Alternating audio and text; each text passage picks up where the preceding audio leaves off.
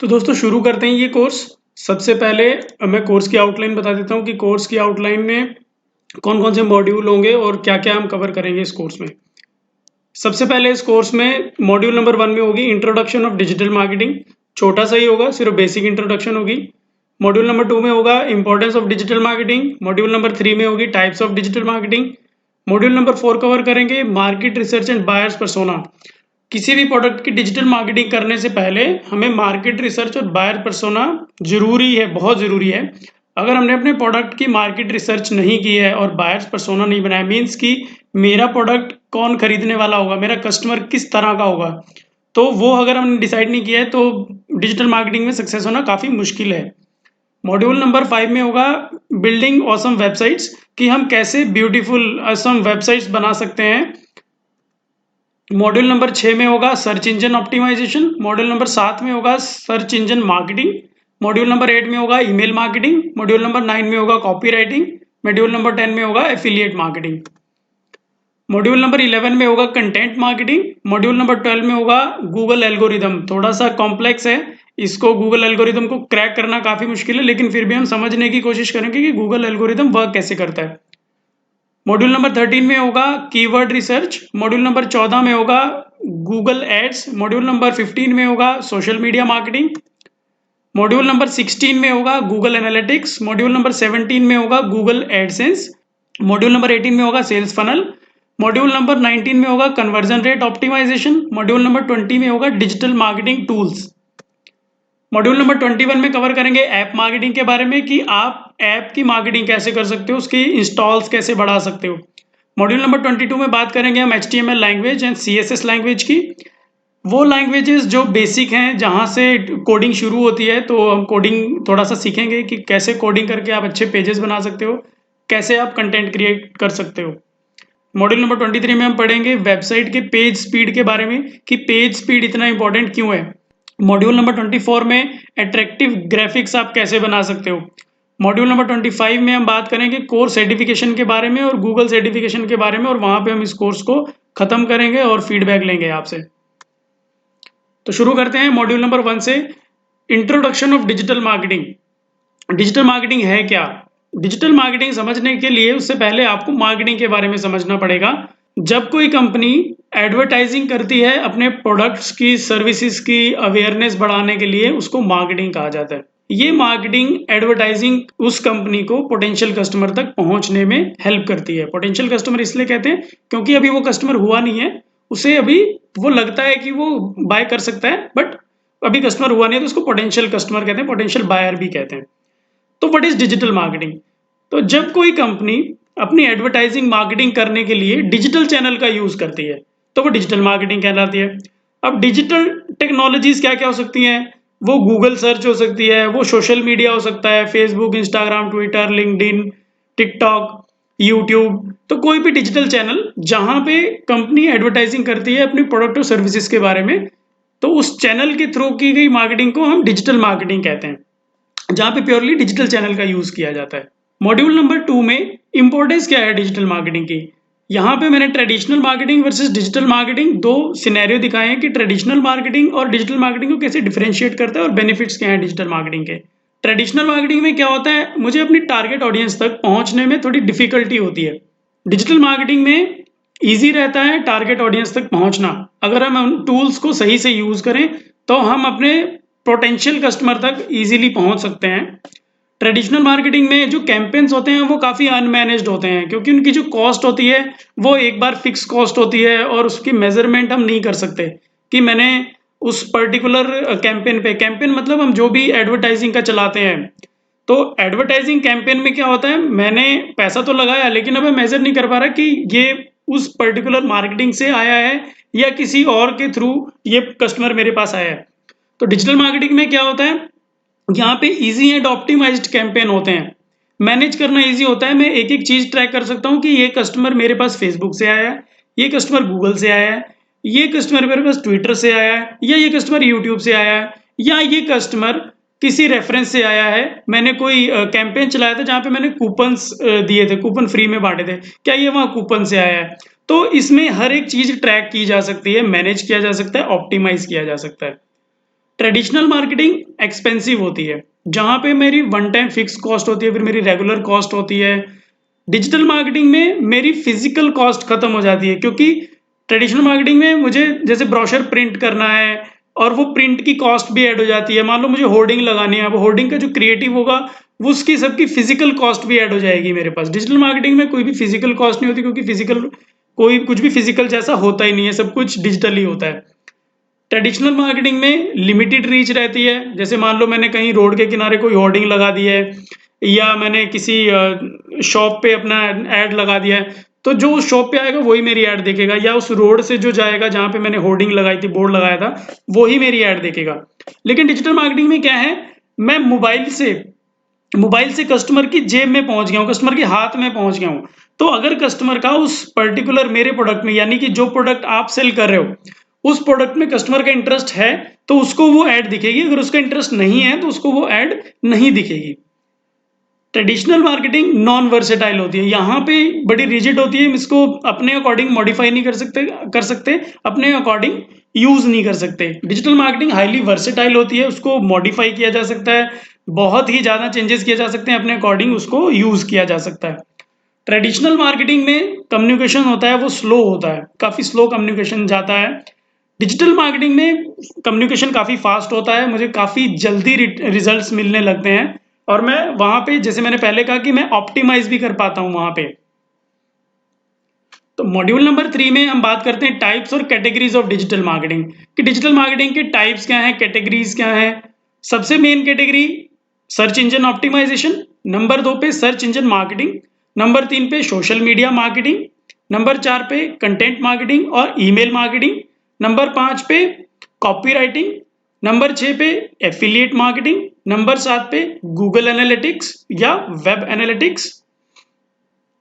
उस मॉड्यूल के बाद ये वाला जो basic part of digital marketing आप देख रहे हो, ये 6 से 7 चीजें जो मैंने आपके होम पेज पे आपको भी दिखाई दे रही हैं, उसमें ये 7 के 7 काफी हेल्पफुल हैं, और ये बेसिक्स हैं उसके। इनके बिना हम डिजिटल मार्केटिंग में आगे बढ़ना हमारे लिए मुश्किल हो जाता है। जैसे मैंने बोला मार्केट रिसर्च का क्या बेनिफिट है वो मैं आपको अगली मॉड्यूल में बताऊंगा, कि मार्केट रिसर्च कैसे करनी है, बायर्स पर्सोना कैसे बनाना है।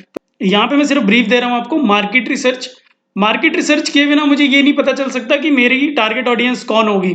मेरा प्रोडक्ट है, अगर उसको कोई कंपटीटर है तो वो कौन है, कंपटीटर का प्राइस क्या है, ये प्रोडक्ट कौन सी सेगमेंट में चलेगा, किस एज ग्रुप में चलेगा, किस मेल में चलेगा, फीमेल में चलेगा, तो ये मुझे मार्केट रिसर्च से पता चलेगा।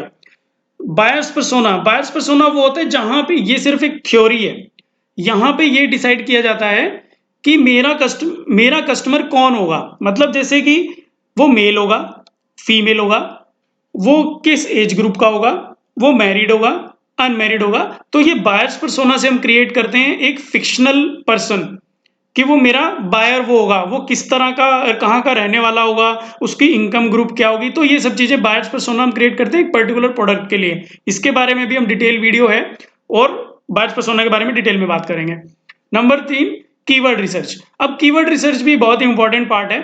कीवर्ड रिसर्च में क्या होता है, जो भी हम गूगल में टाइप करते हैं, तो गूगल में आप गूगल खोलो और गूगल में कुछ भी टाइप करो, तो जो भी हम टाइप करते हैं वो कीवर्ड होता है। जैसे मान लो मैंने गूगल में टाइप किया डिजिटल मार्केटिंग कोर्स, अगर मैंने गूगल में टाइप किया डिजिटल मार्केटिंग कोर्स, तो ये कीवर्ड है पूरा, इसको कीवर्ड फेरेस भी बोल सकते हैं।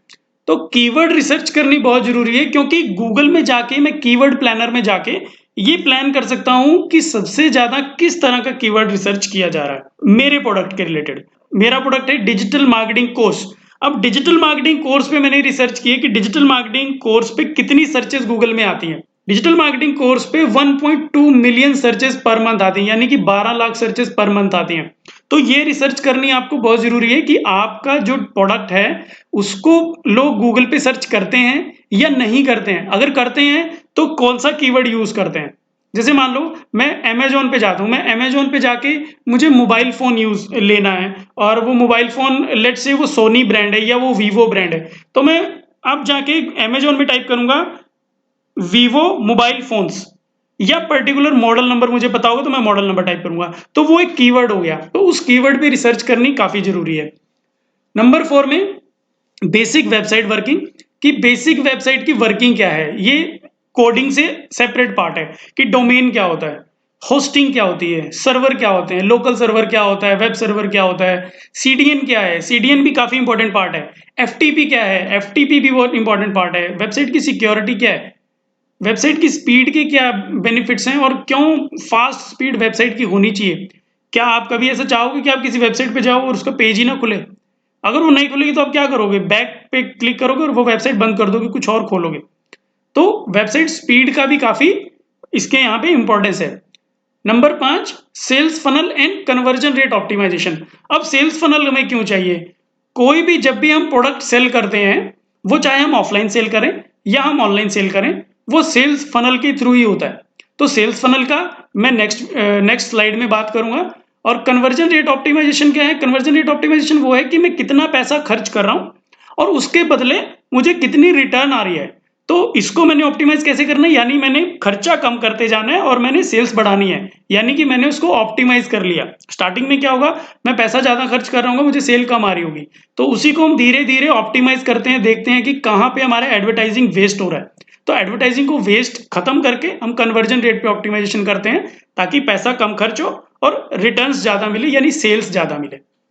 नंबर 6 पे वीडियो एडिटिंग के बारे में बात करेंगे। कौन सा वीडियो एडिटिंग सॉफ्टवेयर्स हैं जो फ्री में यूज कर सकते हो, कौन से पेड हैं, कौन से मार्केट लीडर हैं, ग्राफिकल पोस्ट डिजाइनिंग आप कैसे कर सकते हो, तो वो भी मैं आपको बेसिक सिखा दूंगा उसके।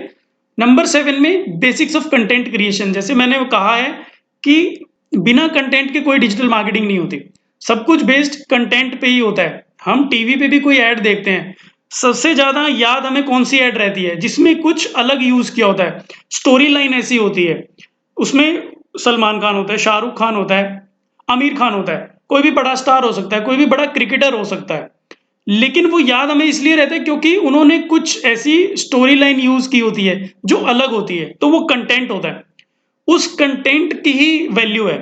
हम जैसे एक एड टीवी में काफी चल, man will be man, man will be man क्या है कि एड है, लेकिन एड में जो स्टोरी लाइन यूज करते हैं, जो क्रिएटिव यूज करते हैं, वो उसका मेन स्ट्रेंथ है। ये नहीं है कि वो एड किसने बनाई है, आप किसी भी मैन से पूछ लो कि man will be man ad याद है तो उसको जरूर याद होगी।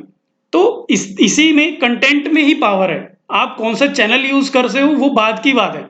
सबसे पहले कंटेंट इज गॉड, तो without content there is no digital marketing. अब जैसे मैंने सेल्स फनल की बात करी थी, सेल्स फनल क्यों जरूरी है?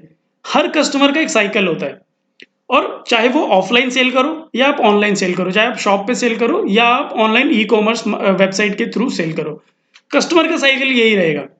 सबसे पहले क्या होती है, अवेयरनेस स्टेज होती है, जहां पे कस्टमर को ब्रांड, प्रोडक्ट और सर्विसेज के बारे में अवेयर कराया जाता है, एड के थ्रू, क्रिएटिव के थ्रू, कंटेंट के थ्रू, वेबसाइट के थ्रू, वट वहां पे जो भी मार्केटिंग स्ट्रेटेजी हम यूज करते हैं, सबसे पहले कस्टमर को अवेयरनेस कराया जाता है कि ये ब्रांड है, ये ब्रांड का ये सर्विस है या ये प्रोडक्ट है और ये करते हैं।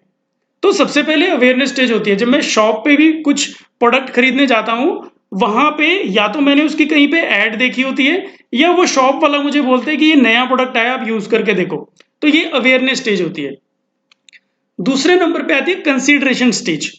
कंसीडरेशन स्टेज में क्या होता है, मैंने ऐड देखी, आपके कस्टमर ने ऐड देखी, ऐड देखने के बाद अब कस्टमर ने इंटरेस्ट दिखाया कि वो प्रोडक्ट या सर्विस उसके मतलब की है। जैसे मैं कोई सॉफ्टवेयर सेल कर रहा हूं, तो मैंने उसको 7 डेज का, 15 डेज का ट्रायल दे दिया कि 15 डेज तक आप यूज करो और उसको ट्राई करके देखो एज ए डेमो, और आप मुझे बताओ कि क्या फीडबैक है। अगर आपको अच्छा लगता है तो आप आगे उसको बाय करो, अगर आपको अच्छा नहीं लगता तो कोई उसमें कोई ऑब्लिगेशन नहीं है। तो मनी बैक गारंटी आप दे सकते हो कंसीडरेशन स्टेज में, मनी बैक गारंटी, और रिस्क फ्री कर दिया जाता है यहाँ कस्टमर को कॉन्फिडेंस में लेके। जैसे अमेजॉन करता है, अमेजॉन फ्लिपकार्ट करता है, वहां पे क्या है, आप प्रोडक्ट बाय करो, आपको प्रोडक्ट पसंद नहीं आता, वो कोई क्वेश्चन आपसे नहीं पूछेंगे, आपका प्रोडक्ट रिटर्न हो जाएगा, आपको पूरा पैसा रिफंड मिल जाएगा। तो यहाँ पे क्या है, कस्टमर की कंसीडरेशन जब हुई, अब कस्टमर को मैंने रिस्क फ्री कर दिया। कस्टमर का जो डर था कि प्रोडक्ट कैसा होगा, अच्छा नहीं निकला, मेरे पैसे वेस्ट हो जाएंगे, तो यहाँ पे कस्टमर को मैंने डेमो या ट्रायल देके उसको रिस्क फ्री कर दिया, कस्टमर को टेंशन फ्री कर दिया कि अगर प्रोडक्ट अच्छा नहीं होगा तो मैं वापस भी कर सकता हूँ। परचेज स्टेज में कस्टमर जब डिसाइड कर लेता है प्रोडक्ट बाय करने के लिए या सर्विस बाय करने के लिए, यहाँ पे कस्टमर को असिस्टेंस चाहिए होती है। अगर वो शॉप में है या लोकल ऑफलाइन शॉप में है, तो कस्टमर को क्या, वहां के वो सेल्स पर्सन उसको बताएगा कि इसके क्या क्या फीचर हैं, क्या क्या बेनिफिट्स हैं। वेबसाइट में हम क्या करते हैं, वेबसाइट में उसका डायमेंशंस दे दिए, उसकी पूरी डिस्क्रिप्शन दे दी। वेबसाइट पे पूरी डिस्क्रिप्शन होती है प्रोडक्ट की और उसकी पूरी असिस्टेंस होती है कि मैंने प्रोडक्ट के बारे में। और अमेजॉन, फ्लिपकार्ट जैसे मार्केट प्लेसेस पे क्या होता है, वहां पे रिव्यूज होते हैं। प्रोडक्ट को यूज किया, 5,000 लोगों ने यूज किया, 5,000 लोगों ने रिव्यूज दिए, 10,000 लोगों ने रिव्यू दिए हैं, उसके कितने स्टार हैं, उसकी एवरेज रेटिंग क्या आ रही है, 4 आ रही है, 3 आ रही है या 5 आ रही है। वहां पे कस्टमर को एक हेल्प मिल जाती है। जब मैं अपनी वेबसाइट से कोई प्रोडक्ट सेल करते हैं तो आपको वेबसाइट का जो सेल्स फनल है वो इतनी स्मूथ बनानी होती है कि कस्टमर को ढूंढना ना पड़े कि उसको कैसे बाय करना है और कैसे पेमेंट करनी है, कहां पे एड्रेस डालना है। तो वो प्रोसेस काफी स्मूथ होनी चाहिए। जितनी आपकी प्रोसेस स्मूथ होगी उतने आपके कस्टमर कन्वर्जन रेट ज्यादा बढ़ेगा। 4 नंबर पे पोस्ट परचेज स्टेज। अब ये पोस्ट परचेज स्टेज आ जाती है जहां पे कस्टमर बाय करने के बाद तो उसको प्रोडक्ट यूज करना नहीं आ रहा। कुछ टाइम पहले क्या होता था, जब भी हम कोई इलेक्ट्रॉनिक अप्लायंस खरीदते थे, उनका रिप्रेजेंटेटिव जो डेमो देने घर पे आया करता था, वो फ्री में डेमो देके जाता था, इंस्टॉल करके जाता था कि आपका प्रोडक्ट ये ऐसे यूज होगा, इसके ये फंक्शंस हैं। तो पोस्ट परचेज स्टेज में क्या है, मैंने कस्टमर सर्विस, अगर कस्टमर का प्रोडक्ट खराब होता है, वारंटी कैसे लेगा, कस्टमर रिप्लेस कैसे कराएगा, रिपेयर कैसे कराएगा। अगर उसका कोई ऐसा प्रोडक्ट है जो रेगुलर मेंटेनेंस मांगता है तो मैं उसको मेंटेनेंस पैकेज दे सकता हूँ, like AMC, annual maintenance contract. तो पोस्ट परचेज स्टेज में ये सब चीजें आ जाती है, जहां पे कस्टमर को अगर मेरी पोस्ट परचेज सर्विस अच्छी है तो हो सकता है कि कस्टमर मेरे से और दूसरे प्रोडक्ट भी बाय कर ले। अगर मेरी कस्टमर सर्विस खराब होगी तो मेरा कस्टमर भी खराब होगा। तो हम कस्टमर सेल्स फनल के बारे में बात कर रहे थे। सेल्स फनल यही है, यही कस्टमर साइकिल होते हैं। सबसे पहले अवेयरनेस स्टेज होती है, सबसे पहले अवेयरनेस स्टेज होती है, फिर कंसीडरेशन स्टेज होती है, फिर परचेज स्टेज होती है, फिर पोस्ट स्टेज होती है। इन चारों स्टेजेस में अलग अलग तरह की डिजिटल मार्केटिंग की जरूरत पड़ती है। अवेयरनेस स्टेज पे अलग तरह के टूल्स यूज होंगे, अलग तरह की डिजिटल मार्केटिंग यूज होगी। कंसीडरेशन स्टेज पे अलग तरह की स्ट्रेटेजी यूज होगी, अलग तरह के टूल्स यूज होंगे। नंबर 3 पे परचेज स्टेज पे एक अलग तरह का यूज होगा और पोस्ट परचेज के बाद एक अलग चीज होगी उसमें। मॉड्यूल नंबर 3.3 में यहाँ पे मैंने एक डायग्राम के थ्रू आपको बताने की कोशिश की है कि आपको, जैसे आपने डिफाइन कर ली टारगेट ऑडियंस, हम उसको करेंगे, पूरा प्रोसेस में करेंगे नेक्स्ट मॉड्यूल में, कि मार्केट रिसर्च कैसे करनी है, टारगेट ऑडियंस कैसे फाइंड करनी है, अपना बायर्स पर्सोना कैसे क्रिएट करना है। तो मैंने अपनी टारगेट ऑडियंस डिफाइन कर ली। उस टारगेट ऑडियंस को मैंने Google, Facebook, Twitter, Instagram, YouTube और कोई और भी सोशल मीडिया चैनल हो सकता है, वहां पे मैंने उसको ऐड या अपना कंटेंट, क्वालिटी कंटेंट या इंफॉर्मेटिव कंटेंट हो सकता है, जिसमें इंफॉर्मेशन हो सकती है किसी प्रोडक्ट के बारे में या किसी सर्विस के बारे में, वो कंटेंट और ऐड दिखा के मैंने उस ऑडियंस को अपनी वेबसाइट या अपने स्टोर पे, लोकल स्टोर पे रीडायरेक्ट किया या वेबसाइट पे रीडायरेक्ट करके अपने प्रोडक्ट को सेल किया। अब प्रोडक्ट की सेल होने के बाद आपने उसको मेजर किया और ऑप्टिमाइज किया कि आपने कितना पैसा खर्च किया था और कितनी सेल्स आई, कहां पे एडवर्टाइजिंग वेस्ट हो रहा है, उसको ऑप्टिमाइज किया, मेजर किया और फिर वापस से उसको उसी साइकिल में चलाया। तो ये साइकिल ऐसे ही चलेगा। डिजिटल मार्केटिंग ऐसे ही वर्क करती है। सबसे पहले मैं अपनी टारगेट ऑडियंस डिफाइन करता हूं कि मेरी टारगेट ऑडियंस होगी कौन। वो हम किससे करेंगे, keyword research, market research, buyers persona, इन सब से हम अपनी टारगेट ऑडियंस डिफाइन करेंगे। फिर उस टारगेट ऑडियंस को हम इन सब जो भी पॉपुलर सोशल मीडिया प्लेटफॉर्म्स हैं उन पे कंटेंट और एड दिखा के अट्रैक्ट करेंगे। फिर हम सेल्स करेंगे और वो जो सेल्स हुई है, सेल्स वर्सेस यानी सीआरओ, कन्वर्जन रेट ऑप्टिमाइजेशन, तो मेजर करेंगे और ऑप्टिमाइज करेंगे और अपनी सेल्स कॉस्ट, जो मेरी पैसा जो एड पे खर्च हो रहा है, उसको कम करेंगे और सेल्स को ज्यादा बढ़ाएंगे। तो डिजिटल मार्केटिंग ऐसे वर्क करती है। तो ये वाली वीडियो में मैंने 3 मॉड्यूल कवर किए हैं और ये बेसिक्स हैं डिजिटल मार्केटिंग के। यहीं से आप इन्हीं प्रोसेस को यूज करते हुए आप चाहे किसी छोटी कंपनी के साथ काम करो या आप किसी बड़ी मल्टीनेशनल कंपनी के साथ काम करो, तो आपको यही प्रोसेस में काम करना पड़ेगा अगर आपको लॉन्ग टर्म और एक अच्छा डिजिटल मार्केटर बनना है।